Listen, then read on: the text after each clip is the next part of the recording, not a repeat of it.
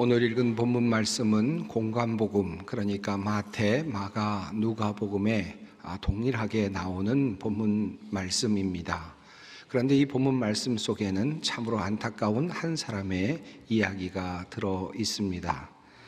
오늘 본문에 나오는 이 사람을 한마디로 표현한다면 예수를 만나고 실패한 사람이라고 그렇게 한번 이름을 붙여 볼 수 있을 것 같습니다. 성경을 보면 예수님을 만나고 성공한 사람들이 참 많이 있습니다. 예수님을 만나서 또 제자가 되었던 사람들도 있었고요. 또 예수님을 만나서 눈이 띄어져서 볼 수 있게 된 사람들도 있었고요. 또 예수님을 만나고 나서 귀가 열려서 들을 수 있게 된 사람들도 있었습니다. 귀신 들린 사람들은 온전한 사람들로 회복이 되기도 하였고, 또 세리였던 삭개오와 같은 사람들은 새로운 삶을 살아갈 수 있게 되었습니다. 대부분 예수님을 만나고 성공했던 사람들이고 그의 인생이 바뀌어졌던 그런 사람들입니다. 그런데 오늘 본문에 나오는 이 사람은 예수님을 만나고 걱정거리가 생겼다라고 성경은 말씀하고 있습니다. 이 말씀을 듣고 심히 근심하더라. 평행 본문인 마태복음과 마가복음은 이렇게 적고 있습니다. 이 말씀을 듣고 근심하며 가니라. 이 말씀으로 인하여 슬픈 기색을 띠고 근심하며 가니라. 이렇게 적고 있습니다. 어쩌다가 예수님을 만났는데 근심거리가 생겼을까요? 또 슬픈 모습으로 돌아갈 수밖에 없었을까요? 그는 사실 자신의 인생 가운데서 가장 중요한 시간을 가졌습니다. 예수님을 만나는 특별한 시간을 가질 수가 있었습니다. 엄청난 기회였습니다. 그런데 그만 그 엄청난 기회를 놓쳐버리고 말았습니다. 오늘 본문에 따르면 그는 나름 사회적 위치가 있는 그런 사람이었던 것 같습니다. 성경은 그가 어떤 관리였다라고 말하고 있고, 마태복음은 그가 젊은 청년이라고 말하고 있고요. 또 공의, 그 모든 본문들은 그가 큰 부자였다라고 말하고 있습니다.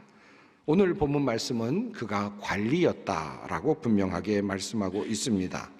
자, 그런데 그런 그가 정말 젊고 유능한 관리이며 큰 부자인 그가 또 생각까지 바른 모습으로 그가 예수님을 찾아오고 있습니다. 그는 영생을 어떻게 얻을 수 있을까? 어떻게 하면 구원을 얻을 수 있을까라고 하는 그 질문을 가지고 예수님을 찾아왔습니다. 어떻게 해서 이런 일이 일어나게 됐습니까? 이렇게 좋은 질문을 가지고 왔고, 그리고 좋은 사람이, 아주 대단한 사람이, 젊은이가 예수님을 찾아왔는데 어떻게 근심을 하며 돌아갈 수밖에 없었을까 하는 것입니다. 오늘 본문 말씀은 사실은 어떤 한 사람의 이야기입니다만은 복음의 진수가 깊이 담겨져 있는 보물과도 같은 말씀이라고 할 수 있습니다. 이 이야기는 우리가 어떻게 해서 구원을 얻을 수 있을까, 그리고 어떻게 하면 영생을 얻을 수 있을까에 대한 예수님의 귀한 답변이 들어있는 말씀이기도 합니다. 이 말씀을 조금 더 깊이 살펴보도록 하겠습니다. 어떤 관리가 예수님을 찾아왔습니다. 그런데 그 예수님을 찾아오는 장면 바로 앞에는 어린아이들에 관한 이야기가 나옵니다. 어린아이들이 예수님을 향하여 마구 달려들었는데 제자들이 그것을 보고 그 어린아이들을 막아서지요. 그런데 예수님께서는 그 어린아이들을 막지 말라고 말씀하십니다. 어린아이들이 내게 오는 것을 용납하고 금하지 말라라고 그렇게 말씀을 하시죠. 이와 같이 어수선한 상황 속에서 한 관리, 젊은 청년이 찾아왔습니다. 그는 예수님을 찾아와서 아주 중요한 질문을 던졌습니다. 선한 선생님이여, 내가 무엇을 하여야 영생을 얻으리까? 어린아이는 그냥 막 예수님께 달려들었겠죠. 그런데 그러니까 제자들이 나서서 막지 않았겠습니까? 반면에 이 관리는 매우 세련되고 그리고 매우 중요한 질문을 던집니다. 무엇을 하여야 영생을 얻을 수 있습니까? 예수님께 나왔던 그 어떤 사람도 이처럼 귀중한 질문을 던졌던 사람은 사실은 없었습니다. 그저 사람들이 저 태어나면서부터 보지 못하는 것 누구의 죄 때문입니까? 이렇게 묻는 사람들이 있었고, 왜 안식일에 미리삭을 잘라서 먹는 것입니까? 라고 묻는 사람들이 있었고, 왜 안식일에 손 마른 사람을 고쳤습니까? 라고 묻는 사람들은 있었을지 모르지만 예수님께 나와서 어떻게 하면 영생을 얻을 수 있습니까? 라고 물었던 이처럼 멋진 질문을 했던 사람은 사실은 없었죠. 영생에 대한 질문을 던집니다. 그런데 그만 그 질문에 대하여 예수님께서 대답하시는 장면, 그리고 마지막에는 그가 근심을 하고 돌아가게 됩니다. 자, 예수님께 나와서 어떻게 하면 영생을 얻을 수 있겠습니까? 라고 물었을 때 예수님께서는 이렇게 대답을 하십니다. 내가 계명을 안 하니 간음하지 말라, 살인하지 말라, 도둑질하지 말라, 거짓 증언하지 말라, 내 부모를 공경하라 하였느니라. 예수님께서는 구약의 율법을 말씀하시면서 먼저 그 대화를 이어가셨습니다. 내가 알고 있는 그 율법 있지 않느냐? 그 율법을 제대로 잘 지키기만 한다면 네가 원하는 영생을 얻을 수 있을 것이야. 네가 원하는 구원을 얻을 수 있을 것이야 라고 하는 말씀이었습니다. 그러자 관리는 이렇게 대답을 합니다. 여짜오되 이것은 내가 어려서부터 다 지켰나이다. 그는 이렇게 이야기합니다. 어려서부터. 그러니까 그는 어려서부터 한 번도 이 계명을 어긴 적이 없었다라고 하는 말을 담고 있습니다. 그의 말은 거짓말은 아니었을 것입니다. 영생의 문제를 고민하면서 예수님까지 찾아온 젊은이입니다. 그러니 그의 행실이 얼마나 발랐겠습니까? 얼마나 선했겠습니까? 그는 그 어떤 율법도 지키면서 거스르지 아니하고 온전하게 지키며 살아왔을 것입니다. 자, 그래서 그는 자신 있게 내가 다 지켰다라고 그렇게 말씀을 하지요. 자, 그럼에도 불구하고 그에게는 무언가 한 가지 부족하다라는 생각이 아마도 마음속에 자리하고 있었던 것 같습니다. 이렇게 해서 내가 구원을 얻을 수 있나라는 그런 생각을 했던 것 같습니다. 마태복음 이와 같은 그의 마음을 이렇게 표현해 주고 있습니다. 이 모든 것을 내가 지키어 싸운데 아직도 무엇이 부족하니까? 라고 이렇게 묻죠. 그러자 예수님께서 이렇게 대답을 하십니다. 내게 아직도 한 가지 부족한 것이 있으니 내게 있는 것을 다 팔아 가난한 자들에게 나누어 주라. 그리하면 하늘에서 내게 보화가 있으리라. 그리고 와서 나를 따르라. 이 젊은 청년 관원이 마음속에 무엇인가 부족하다라는 생각을 하고 있었습니다. 그러자 예수님께서는 그 말에 그 마음에 동의를 하시면서 너에게 정말 부족한 것이 하나 있어 라고 말씀을 하시는 거죠. 그리고 해결책을 제시하셨습니다. 그 부족한 것을 메울 수 있는 길을 열어주십니다. 내가 가지고 있는 모든 재산을 다 팔아서 가난한 자들에게 나누어 주어라 라고 말씀을 하십니다. 여러분, 이 말씀의 의미는 무엇일까요? 그는 분명히 도둑질하거나 또는 살인하거나 거짓 증언하거나 하지 않았을 것입니다. 부모님도 잘 공경하며 모셨을 것입니다. 그럼에도 불구하고 부족한 것이 있는데 이것은 바로 내가 가지고 있는 재산이다 라고 하는 말씀입니다. 영생을 얻기 위해서 너는 너를 위한 재산이 있어서는 안 된다라는 말씀이죠. 너를 위한 재산을 모두 없애야 된다라는 말씀이겠습니다. 자, 그렇다면 이 말씀의 뜻은 무엇입니까? 가난한 사람들은 영생에 가까이 있다라는 말씀일까요?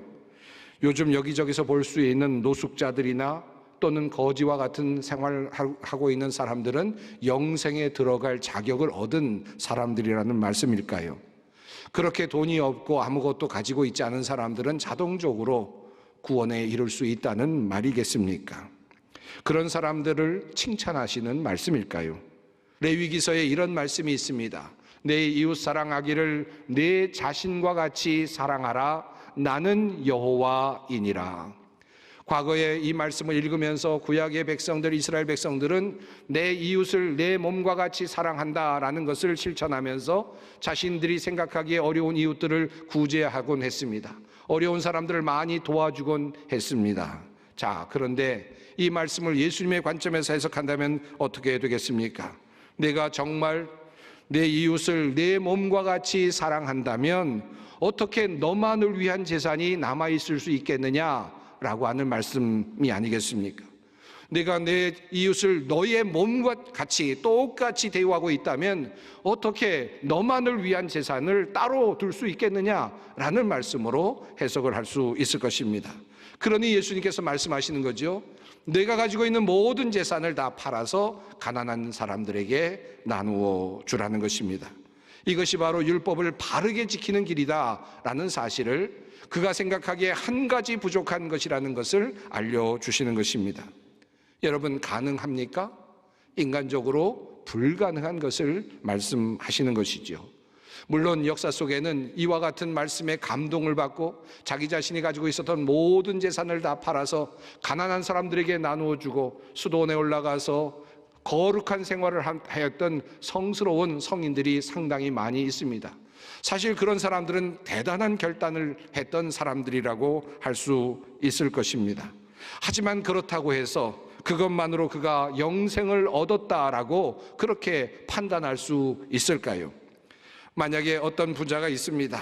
이러한 말씀에 감동을 받아서 전 재산을 팔아서 가난한 자들에게 나누어 주고 수도원에 들어갔다라고 한번 생각해 보십시오.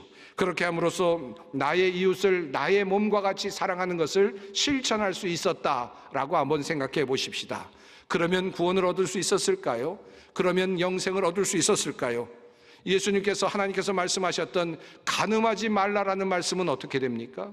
살인하지 말라라는 말씀은 어떻게 됩니까?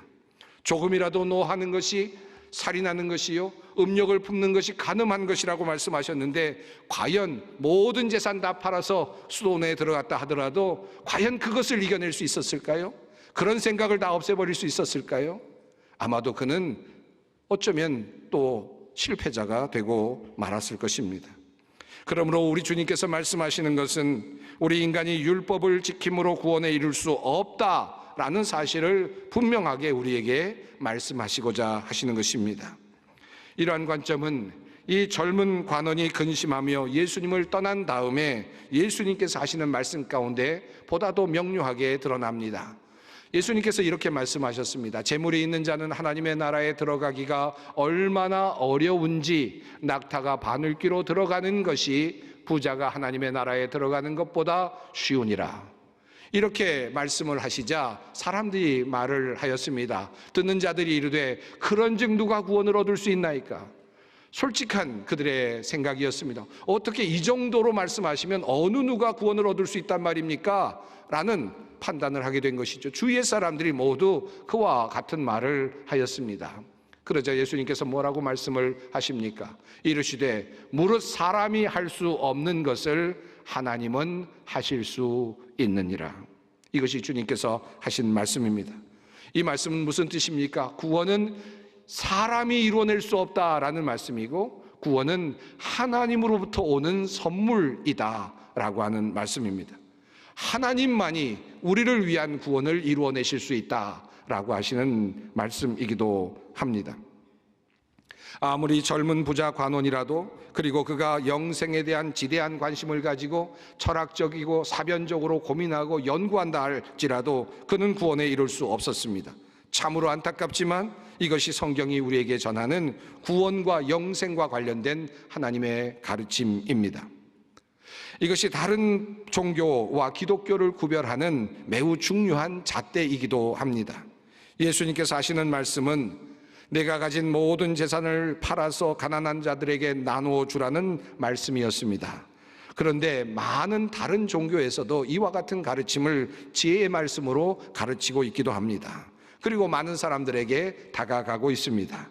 또한 한편으로는 나라고 하는 이 존재와 가난한 이웃이라고 하는 존재를 일치시키는 지혜를 말하는 종교들도 많이 있습니다.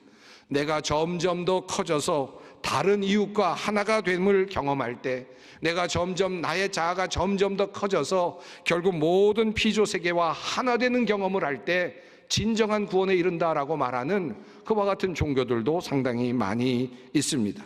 그리고 그와 같은 것을 구원의 단계로 천명하는 종교들도 꽤 많이 있습니다. 예수님도 어쩌면 이와 같은 다른 종교에서 말하는 그와 같은 구원의 길을 율법의 길을 통해서 말씀하고 계신다고 할 수 있겠습니다. 그러나 이 모든 시도, 그러니까 이 모든 훈련이나 이와 같은 명상이나 이와 같은 노력은 사실은 우리의 구원을 이룰 수 없다라는 말씀을 분명하게 하고 계시는 것입니다. 자, 그렇다면 우리는 어떻게 하면 구원을 얻을 수 있습니까? 우리는 어떻게 하나님의 나라에 들어갈 수 있다는 것입니까? 어떻게 영생의 축복을 누릴 수 있다는 것입니까? 누가복음에 따르면 부자 관리가 예수님을 찾아온 이야기 앞과 뒤에 매우 중요한 단서가 있음을 우리가 보게 됩니다. 이 두 이야기가, 앞과 뒤에 있는 이야기가 우리에게 예수님을 통해서 구원을 얻는 그 방법을 알려주고 있습니다. 우선 예수님께 달려나왔던 어린아이의 이야기가 앞부분에 있었다고 말씀을 드렸습니다. 제자들이 막아섰을 때 예수님은 제자들에게 이렇게 말씀을 하셨습니다. 어린아이들이 내게 오는 것을 용납하고 금하지 말라. 하나님의 나라가 이런 자의 것이니라. 내가 진실로 너희에게 이르노니 누구든지 하나님의 나라를 어린아이와 같이 받아들이지 않는 자는 결단코 거기 들어가지 못하리라 하시니라. 어린아이들이 오는 것을 금하였던 제자들을 향하여 주신 예수님의 말씀입니다. 그런데 이 말씀 속에 하나님의 나라라고 하는 표현이 두 번 반복해서 나타나고 있습니다. 하나님의 나라가 이런 자의 것이니라 라고 말씀하셨고, 어린아이와 같이 되지 아니하면 하나님의 나라에 들어갈 수 없다라고 하는 말씀을 하셨습니다. 흥미롭게도 예수님께 찾아왔던 관원, 그 젊은이가 돌아간 다음에 예수님께서는 이와 같은 말씀을 이어가십니다. 재물이 있는 자는 하나님의 나라에 들어가기가 얼마나 어려운지 낙타가 바늘귀로 들어가는 것이 부자가 하나님의 나라에 들어가는 것보다 쉬우니라 말씀하셨습니다. 여기에서도 하나님의 나라라고 하는 표현이 두 번 반복해서 사용이 되고 있습니다. 자, 그러니까 이 이야기의 흐름을 보면 두 이야기가 하나님의 나라라는 관점에서 연결되고 있음을 볼 수 있습니다. 어린아이들이 예수님을 향하여 달려왔습니다. 그런데 예수님께서 말씀하시기를 하나님의 나라는 이런 자들의 것이다. 이런 자들이 하나님의 나라에 들어갈 수 있다 라고 말씀을 하셨는데, 정말로 점잖은 모습으로, 그리고 관원의 옷을 입고, 그리고 부자의 티를 내면서, 그리고 너무나도 멋진 사변을 하면서 어떻게 하면 영생을 얻을 수 있을까라는 고민을 하면서 찾아왔던 그 젊은 청년을 향하여서는 도리어 그가 하나님의 나라에 들어가기가 얼마나 어려운지에 대해서 말씀을 하고 계시는 것입니다. 두 가지가 비교가 되고 있는 것입니다. 너희가 어린아이와 같이 되어야 한다, 어린아이와 같이 하나님의 나라를 받들어야 된다라고 하는 이 말씀은 어린아이라고 하는 생물학적인 어떤 모습, 육체적인 모습 또는 정신적인 상태를 의미하는 것은 아닐 것입니다. 그런 사람만이 하나님의 나라에 들어갈 수 있다라는 뜻은 아니죠. 어린아이와 같이 하나님의 나라를 받드는 자라고 하는 말의 뜻은 그렇다면 무엇이겠습니까? 누가 하나님의 나라에 들어갈 수 있다는 말입니까? 많은 재물을 가지고 그것을 가난한 사람들에게 나누어 주는 그와 같은 방식으로 구원을 얻는 것은 불가능에 가깝지만, 그러나 하나님의 나라를 어린아이와 같이 섬기는 자는 쉽게 하나님의 나라에 들어갈 수 있다라고 하는 말씀 아닙니까? 자, 그렇다면 어린아이와 같이 하나님의 나라를 받드는 그 모습은 어떤 것입니까? 주님은 앞서 이렇게 말씀을 하셨습니다. 같은 내용을 이렇게 말씀하셨죠. 어린아이들이 내게 오는 것을 용납하고 금하지 말라. 하나님의 나라가 이런 자의 것이니라. 누구에게 오는 것입니까? 내게 오는 것을 막지 말라. 예수님에게 달려나오는 그 모습, 그것을 막지 말라. 예수님에게 달려나오는 그 행위가 바로 어린아이와 같은 것이고, 예수님에게 달려나오는 그 행위야말로 어린아이와 같이 하나님의 나라를 받드는 것이다 라는 말씀을 하고 계시는 것입니다. 그리고 이어지는 말씀, 사건이 하나 있습니다. 그 이야기는 맹인을 고치시는 예수님의 이야기입니다. 이 이야기는 구원에 이르는 길에 관한 하이라이트라고도 할 수 있겠습니다. 여리고로 가는 길에서 맹인이 예수께서 지나가신다는 소식을 듣고는 그는 예수님이 누구신지 제대로 알지도 못했는데, 보지도 못했는데 예수님을 향하여 이렇게 크게 외칩니다. 다윗의 자손 예수여, 나를 불쌍히 여기소서. 그는 한 번뿐이 아니었습니다. 다시 그는 크게 외쳤습니다. 다윗의 자손 예수여, 나를 불쌍히 여기소서. 그러자 예수님께서 그를 고쳐주시면서 이렇게 말씀하셨습니다. 보라, 내 믿음이 너를 구원하였느니라. 한 젊은 청년 관원은 예수님께 와서 고상한 질문을 던졌습니다. 어떻게 하면 내가 영생을 얻을 수 있겠습니까? 어떻게 하면 내가 구원을 얻을 수 있겠습니까? 그렇게 물었습니다. 그러나 그는 예수님을 향하여 나를 구원해 주십시오, 나를 불쌍히 여겨주십시오라고 말하지는 않았습니다. 그러나 이 맹인은 주님을 향하여 그가 누구인지도 제대로 알지 못했을 텐데 그는 예수님을 향하여 외쳤습니다. 나를 불쌍히 여겨주십시오, 다윗의 자손 예수여, 나를 긍휼히 여겨주십시오. 이것이 그를 구원했습니다. 이것이 바로 그에게 영생의 복을 받도록 해 주었습니다. 사랑하는 성도 여러분, 영생의 길이 어디에 있습니까? 구원의 길이 어디에 있습니까? 우리가 사변을 통해서나 선한 행위를 통해서나 어떤 일을 통해서 얻을 수 있는 것이 아닙니다. 우리가 스스로 노력해서 받을 수 있는 것은 없습니다. 그저 주님은 말씀하십니다. 어린아이와 같이 달려들어라, 예수님께 나오라는 것입니다. 그리고 예수님 앞에 나오면서 주님께 부르짖으라는 것입니다. 다윗의 자손 예수여, 나를 불쌍히 여겨 주십시오. 그럴 때 주님께서는 그를 맞아주시고 안아주시고 그에게 영생을, 구원을 선물로 주십니다. 이것이 우리가 믿고 있는 구원의 비밀이며 우리 기독교가 자랑하고 있는 구원의 신비입니다. 우리의 구원은 예수 그리스도 안에 숨겨져 있습니다. 예수께로 나오는 모든 사람은 그러므로 구원을 얻게 될 것입니다. 그러므로 마지막으로 성경 말씀을 읽어드립니다. 누구든지 주의 이름을 부르는 자는 구원을 받으리라. 아멘. 지금은 선교 헌금 시간입니다. 이 예배를 통해 삶 가운데 은혜와 회복이 충만하시길 간절히 기도합니다.